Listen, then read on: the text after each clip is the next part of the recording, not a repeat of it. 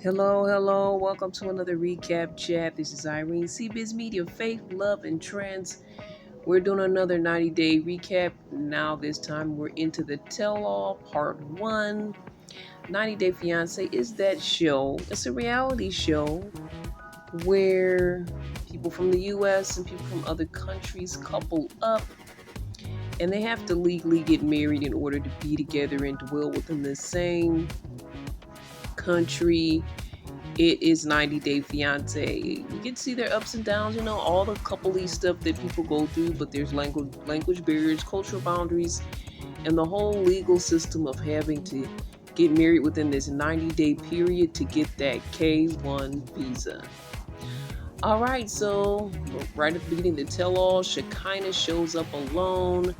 Things aren't good between her and Sarper, and marriage has changed everything for them.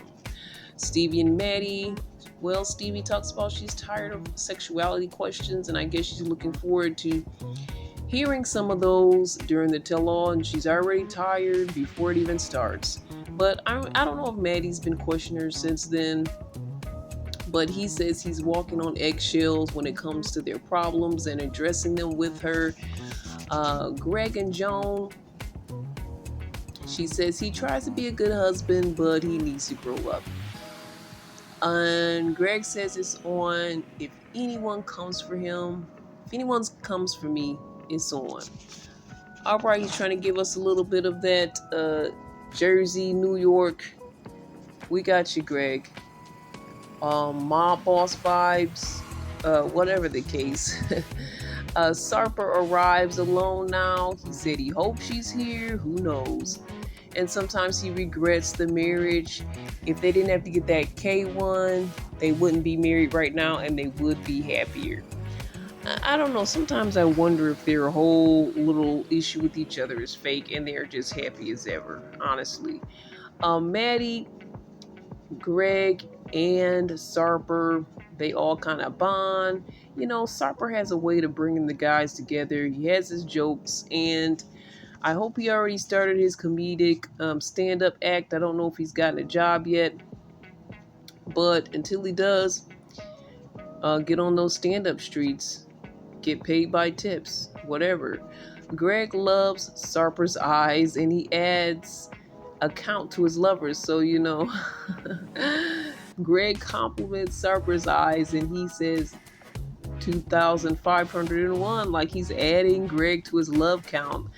That was weird and funny at the same time. Sarper gives the guys advice for the tell-all. He says, say what you want.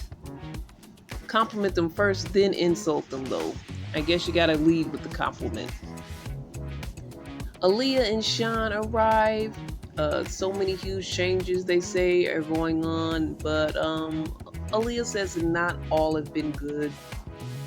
And let's go back to the guys, because Greg is flirting with all the men. He told Sean he looks good, and he's got super sweaty pits, so he's got to go take care of those sweaty pits. But Greg is loving on all the men. He's bromancing back and forth, and Sarper's just right along with him. And when Greg leaves, Sarper says he's so cute. I get what he's saying as far as his vibe. But Juan and Jess, Juan says marriage is beautiful, but it's not easy. And Sarper's also bromancing him. Basically, he's bromancing all the guys. Shekinah and Stevie are over there bonding, and the whole topic of Amani comes up. And she lets her know that Amani sent her a heads-up message that she's going to be talking about her. So that's weird. Mark and Mina, they've arrived. Basically, they seem good. I mean, it seems like Mark and Mina with Mina, she can do no wrong. Amani and Matt, they show up, and the producers ask about the work she's had done. She says BBL at nose job. That's pretty big there. She says she was trying to fit in this box and she lost herself. I'm not sure if she's trying to say the work she's done has been a mistake, But when I saw pictures of her before, because they showed us little teasers, I was like, who is this person? I don't even recognize you. The girls bond over Stevie's boob pics, all of those boob portraits, they're talking about that. Joan is talking about it. Amani and Shekinah are both wearing green. It seems like they're trying to be arch nemesis with each other in this tell-all. And they already have animosity with each other. Shekinah nearly ignores her. She's like, oh, hi, shaking everybody's hand around her, say, oh, I don't think I met you. She even shakes her husband his hand, but I didn't see her really greet her at all. When Sean and Leah get into the studio, a late joke was made. Hey, are you guys always late? Stevie and Maddie, I think they get the first question as the tell-all begins, because that was just a little pre-show. Was it stressful for you guys to get married before the 90 days? And did it really have to be done? And I think they said maybe it didn't have to be, but he said it was good for him. Maddie said it was good for him. He got his green card and he's working. For that to be the first thing that comes out of his mouth is very suspect for me. I feel like that was his main reason.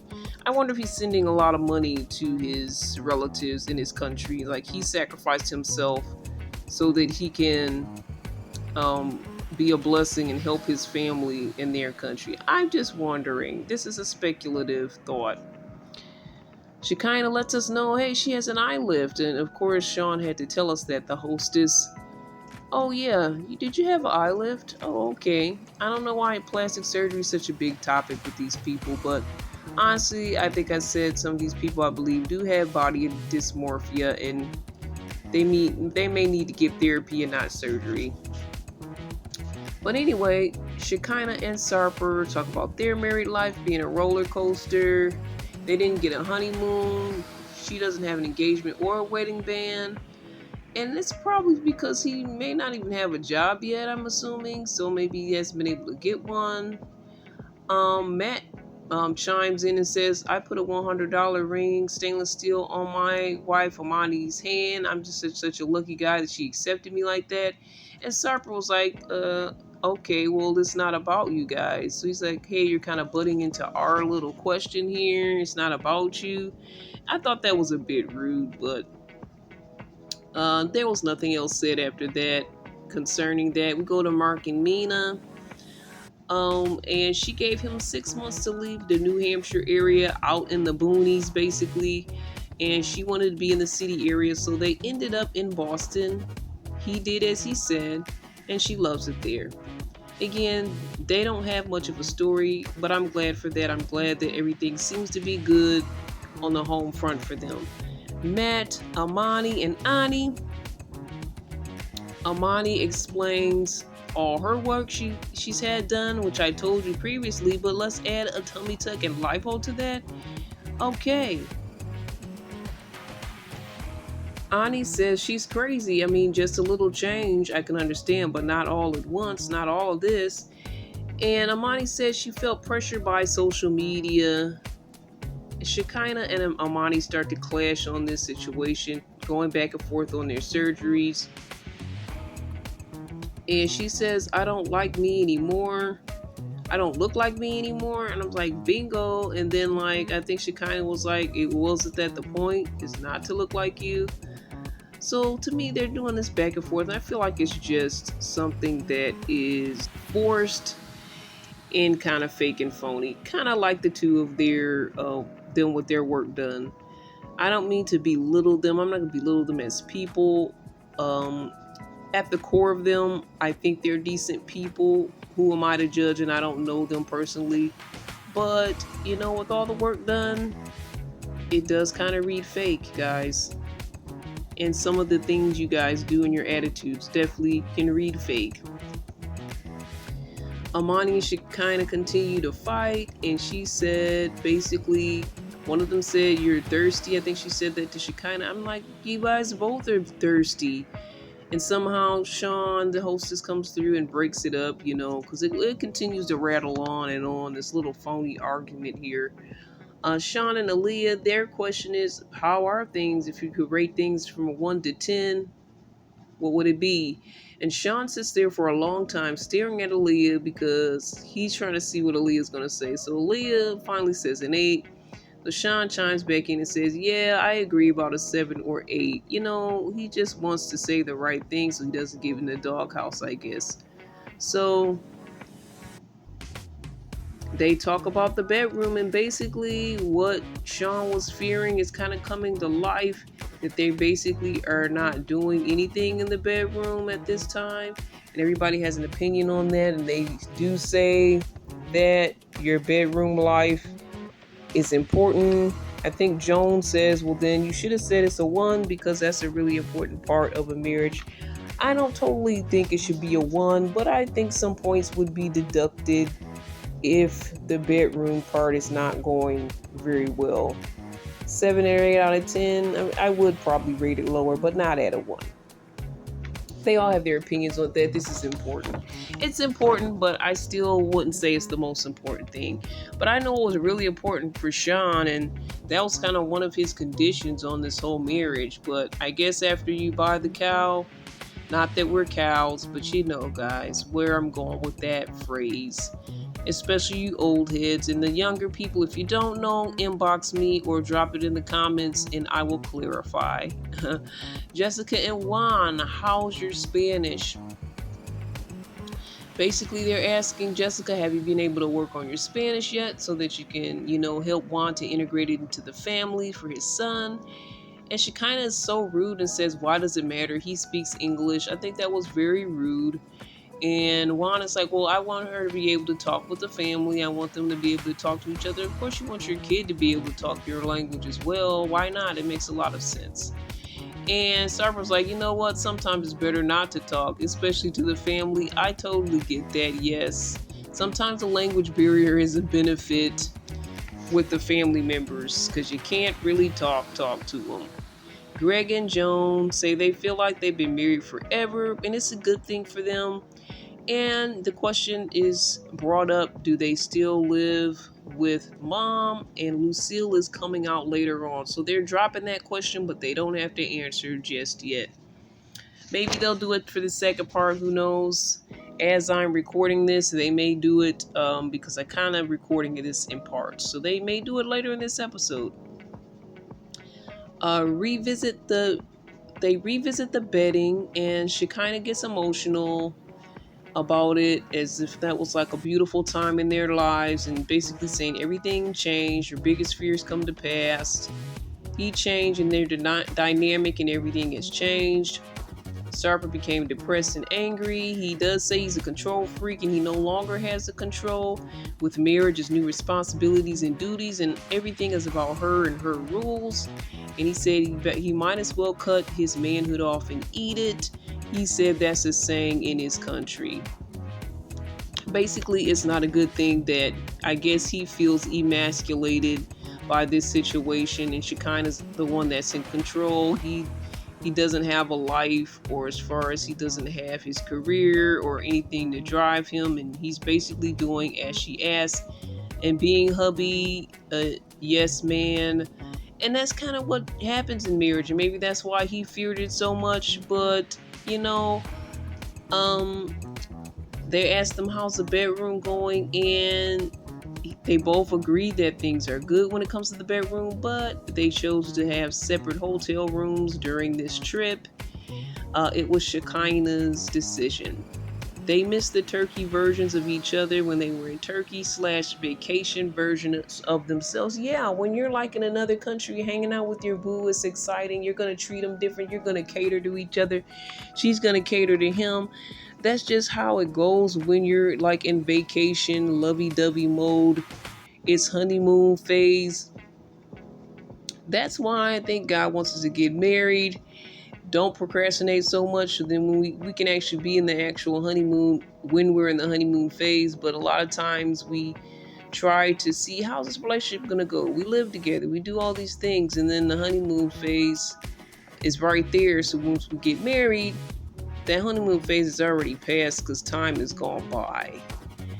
That's just my thoughts as I'm coming from a Christian's perspective here as far as when it comes to marriage. But yeah, the honeymoon phase, there's a honeymoon phase in a relationship, and people can't carry that on into the marriage. But a lot of times we take so long to get married that we know just about everything about each other, and it's kind of boring at this point. That's why you're supposed to get married, then kind of explore your lives together with each other. And if you know that it's going to be a monotonous, boring thing and you see that happening, then why don't you guys work on that? If that's the problem, work on it, change it up, fix it, have some fun, actually do the work to get yourself out of that monotony stage and phase. Look, that's just my advice, but I'm not married, so you may not want to take it. Anyway, Dan, he shows up. Shekinah's too happy to see him. Hi, Dan.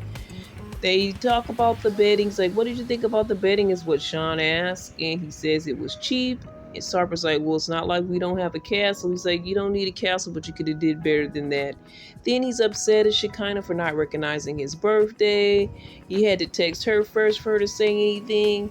You didn't take me to lunch for my birthday. We don't do and there she's like, I can't just go to lunch with you. And he doesn't get it that she's married.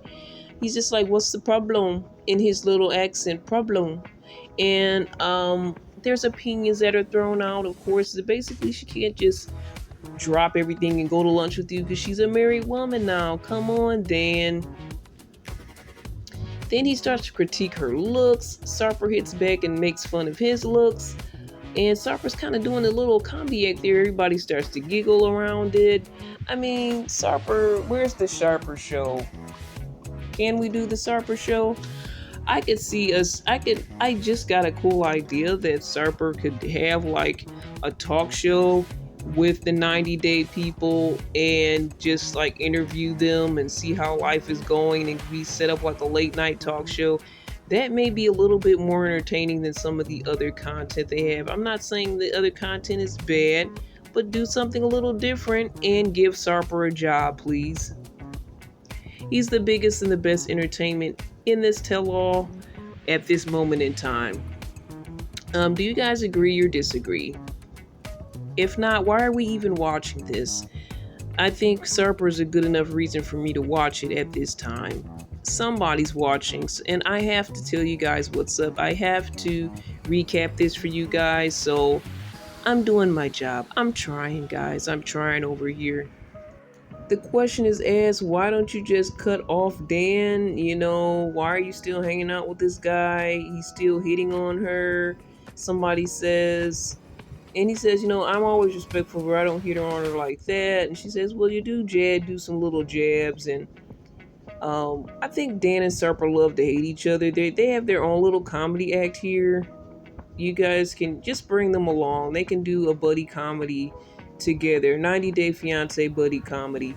Actually, have them do one of those pillow talks, and they can just narrate the whole episode themselves.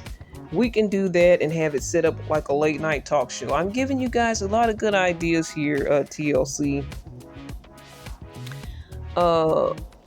Never before seen Christmas video around Christmas time. We see a video that Shekinah made showing Sarper with his ring is just sitting there, his air tag, and he's gone. He left, but he said that, she kicked him out for 10 days and he had to go rent a place out. And, Dan puts his 2 cents in and talks about, and before I get to that, I want to just say it's hard to keep track of everyone chiming in. It's kind of difficult to give you guys each note of that. So it's kind of like you got to be there. You got to watch it. It's a whole vibe to tell all. Everybody kind of gets their 2 cents in. It's like everything that you're thinking, they say it. That's kind of the hotel all vibe. So I can't give you the whole experience, but I'm doing the best I can, guys. And okay, so Dan's back. He says, he doesn't think he really loves her 1,000%. He's like, it's like about 70%. And you can't just do like a fight or flight situation. When you fight, go get on a flight. And Sean really liked that, and she reiterated that she liked fight or flight. I've heard them say fight or flight before. But anyway, she says agrees and says she doesn't think he truly loves her if he can just so easily walk out whenever there's issues and arguments. Now it's time for a break. And during the break, Shekinah and Sarper, they fight for their break. During their whole break, they're together fighting in the back. She says he needs therapy. He says she's naughty. And he says, if you mess this up, you're going to regret it like a dog. And she's like, are you calling me a dog? Sarper has at sometimes the best choice of words and sometimes the worst. I don't know how to feel about this guy, but I just feel like it's a little bit, to me, it's a little bit much, and it's a little bit too much trauma and drama.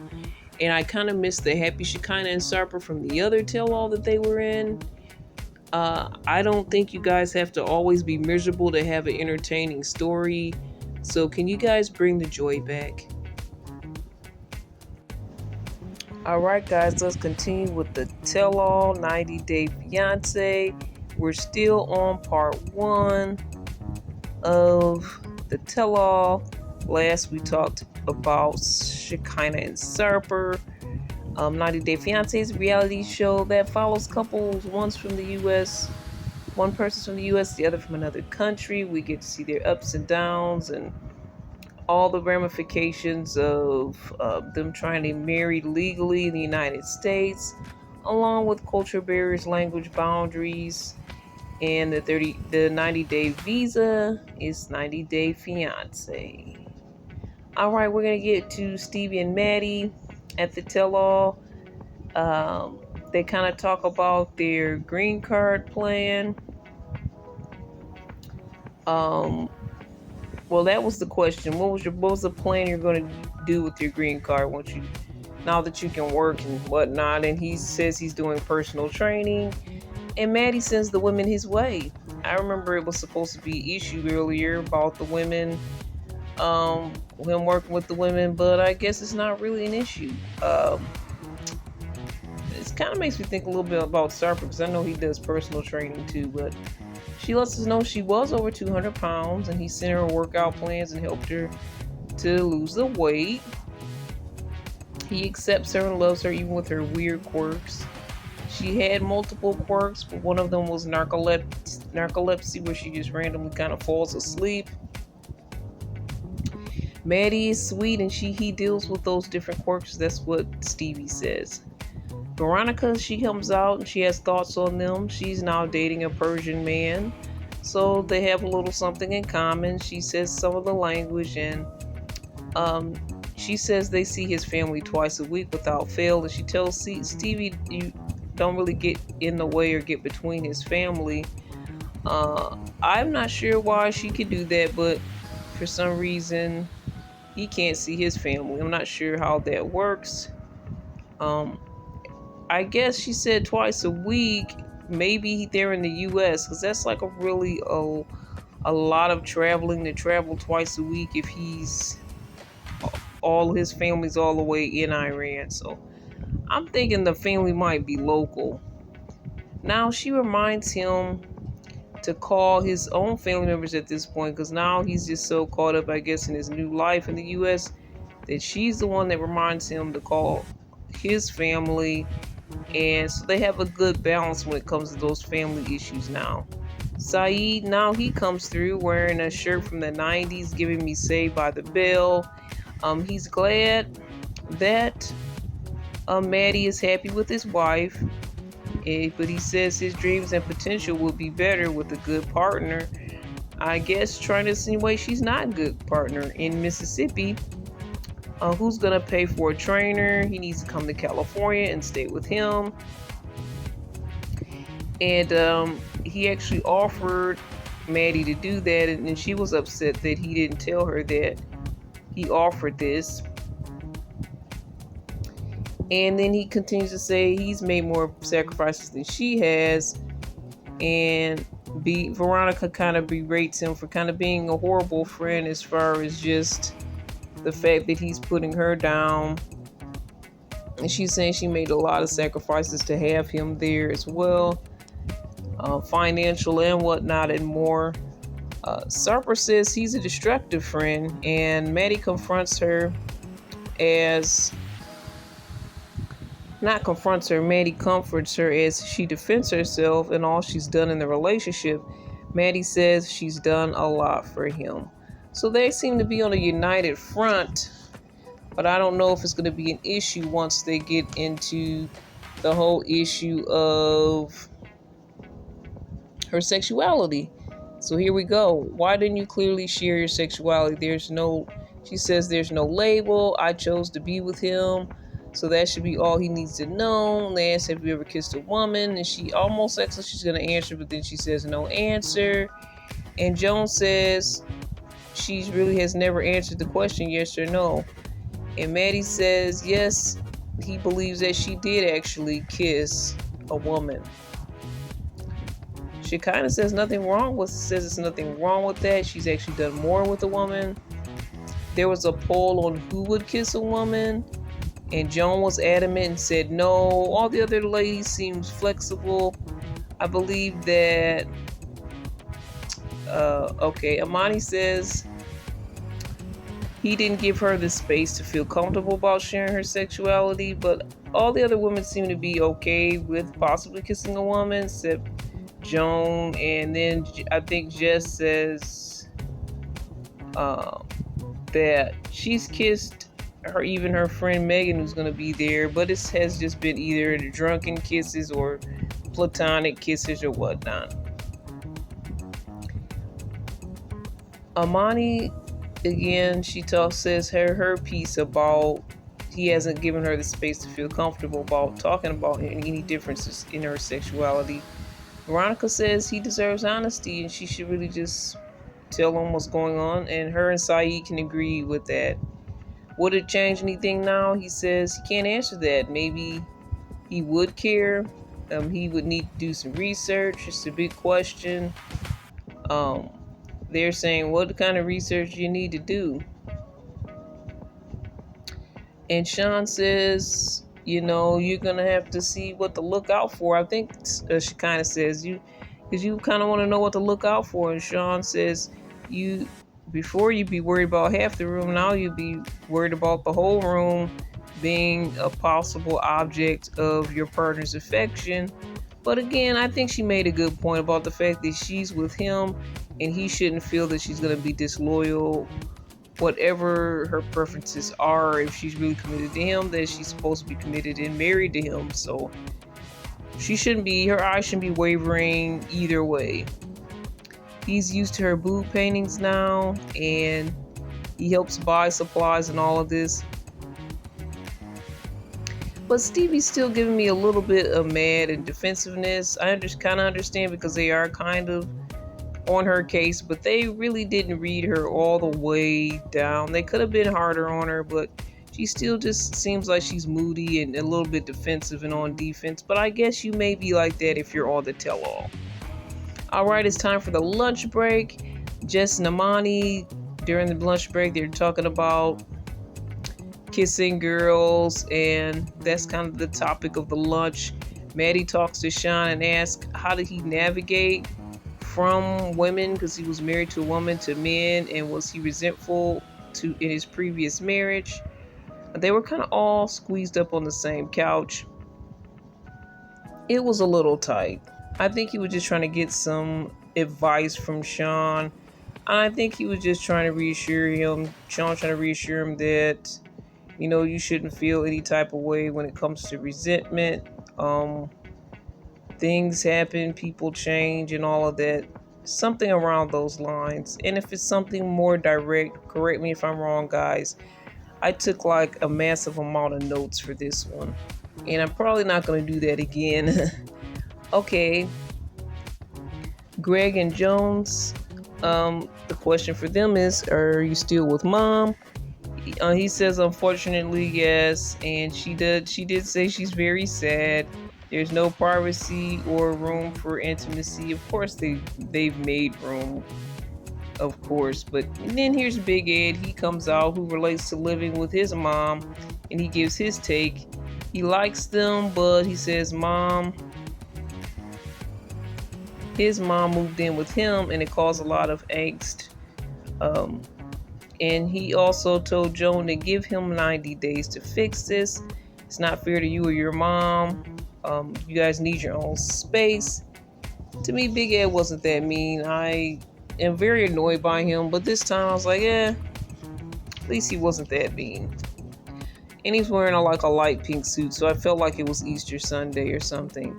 Ed loves Lucille's accent as she comes out. They replay the clip with Joan and how she treated her mom in her own house, basically how she treated the mom. And Ed kind of puts everything on Greg, how she was saying, you're in home too much and basically you need to leave more so that we get our alone time. It just sounds very selfish to me, but she's basically like, well, this is my house, But yeah, Ed puts it all on Greg. Sarper also loves Lucille, and he said basically she's doing the best she can with the situation. Ed begins to call Greg Colt, and referring to Colt's situation, who was another past 90 dayer. And I think that Sarper said Joan is ruthless. Juan says you guys should get a hotel or motel or do what you have to do in the car, get creative. I thought that was kind of funny. And then a question was asked about kids. Are they trying to have kids? To me, to me, I'm like, why are you trying to have kids when you know you need to move out? And she's basically said we're married, so we don't need to use protection or whatnot. Why wait till we move out? Lucille's basically like, I don't really want to start over. And Joan says, you can't stop me from having a child. She kind of takes up for Mom Lucille, and Joan tells her to calm down. They kind of get into it a little bit. Again, she tells her to use protection or in her house, at least use protection. And she says, I won't, and basically I'm going to do what I want, and what are you going to do about it? So then Greg starts talking about how he's saving up. He's working 14-hour days, and I guess at some point he's going to move. I guess they're looking for the ideal place. Lucille says there's a trailer home by his job. They can move there. I'm like, really? You're trying to put them in a trailer home? They were looking at it, but if it's a nice trailer home, it could work. But Greg was like, there's other options, co-ops and condos and whatnot that are pretty affordable. So since he's starting to do his research, he's seeing that they can find a decent place. Ed says, yeah, you could put mirrors and ropes up. He had to be gross. Anyway, the question was, would you move to Uganda? He said originally that's what we were going to do, but because after COVID and stuff, it was easier just to stay and keep everything here. Lucille says she wouldn't want to really travel there, and I think Aaliyah said, well, wouldn't you want to be close to the babies or whatnot, to the kids when they have grandkids for you? And Lucille responds, it's important now that I find someone for myself, LOL. And I think Ed's like, hey, what if she brings a hot guy home? And Joan says, I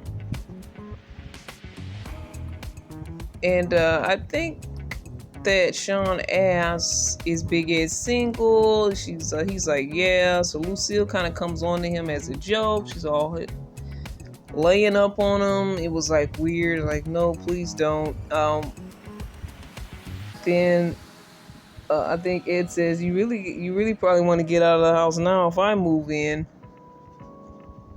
Lucille and Big Ed seem like besties right now, but when they go backstage, Joan is like, so you guys in a relationship now? They kind of making fun with Joan. They're making fun with her mother-in-law, Lucille. And, he shook Ed's hand and said, "Suit looks nice." Greg was just being very complimentary to everyone, which is nice. I wonder if it's some type of a tactic to get people to let their guards down, or is he just that guy? I don't know. But, they kind of ended off with a little funny spoof with Big Ed and Lucille coming out of the studio holding hands and walking away in the sunset together. Now we talk to the throuple. Are they still together? Um, and yeah, they're supposed to be. They're back together again after they had that big blowout at the airport, or before they went to the airport and at the airport. I'm like, why are you guys still together? Just to be on the show? Probably. Say, well, how long did it take for you guys to get back together? Some said it took a week, no, a month. I'm like, get your story straight, guys. This kind of shows how shifty and shady you are. They spent Christmas together, New Year's, and their daughter's birthday as a family. And that's Amani's daughter's birthday. How do you explain this to the kids? Is Sean's question. And basically they said we just let them know it's all love, that we all love each other. Basically, it's hard to explain to adults and others. They don't fully understand. It's probably harder for them to understand, I guess, was their point. So why are you guys in a throuple? Matt said he wanted to fulfill his wife Amani's dream for living a gay lifestyle. And Harper makes fun of him, says he's hypnotized by Amani. It's her fantasy. Like, why are you catering to it so completely? And she says it's not a fantasy, that she's bisexual and it's not a phase.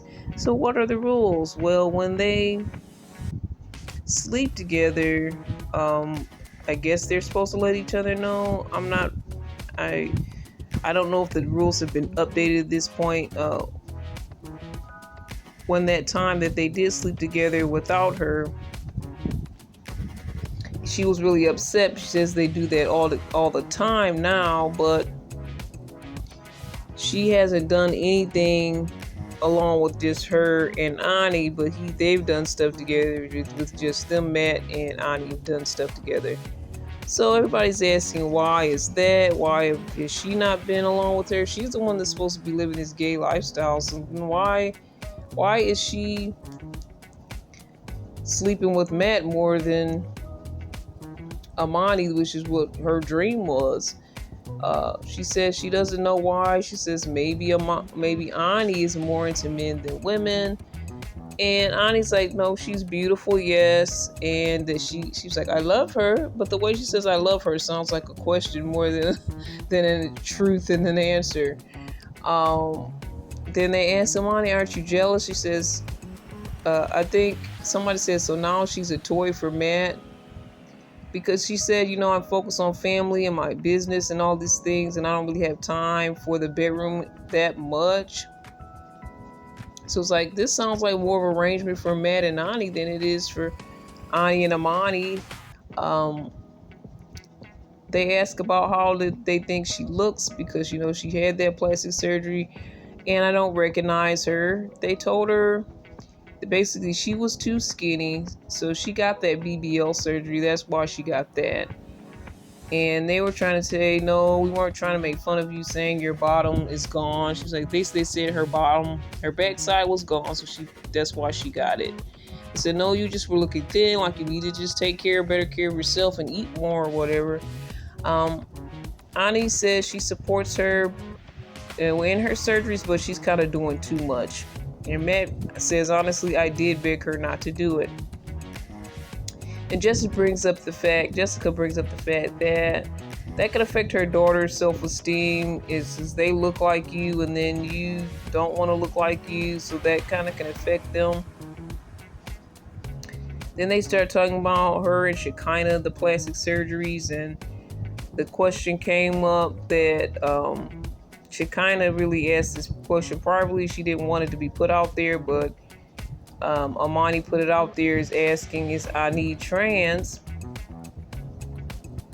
And then, it seemed like there was like, hey, we're not offended at trans people or anything. We're not trying to make fun of trans people or anything. But Ani was then turned it back on Shekinah saying,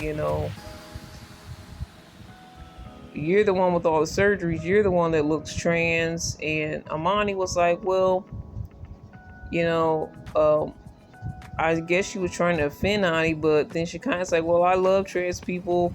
And, if anything, you're turning it, making it look like you're the one that has a problem. And you're the one that doesn't like trans people yourself. So it's like a back and forth on that. Um, so that's kind of how it ended with the transsexual question, and they were continuing to fight about this scenario. And I guess they're gonna get back into that next time on the next part of the tell-all. But I took some pretty comprehensive notes, and I'll probably not do that so much next time and have a little bit more fun with it. But I hope you guys got all caught up with the tell-all part 1, and we'll talk more later. This is Irene, CBiz Media, Faith, Love, and Trends. All the best. God bless.